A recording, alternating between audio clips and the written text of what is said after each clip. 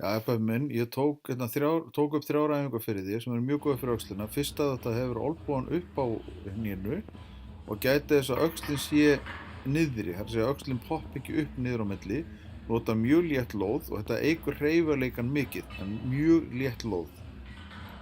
Og önnur æfingin að þá þetta gæta þess að þar sem að vírinn kemur út úr tristunni sé í olnboga hæð til að byrja með, heldur með undirgripi, hreyfir hægt og rólega út af við og gæti þess að olnboginn sé svona frekar í áttina því að vera nálægt líkamanum. Það er ekki alveg að líkamanum.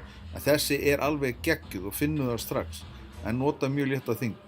Svo er það þriðja æfingin og hún gengur út á það að auka rýmdina inn í liðnum. Það er alltaf, liðinu gengur saman. Þannig að þetta er til að opna liðin og það heldur á bara svona kannski 8-10 kg lóði og svona, lætur að vera svona pendulhreyfingu og þú finnur þetta létti strax á öxlinni. Og þetta náttúrulega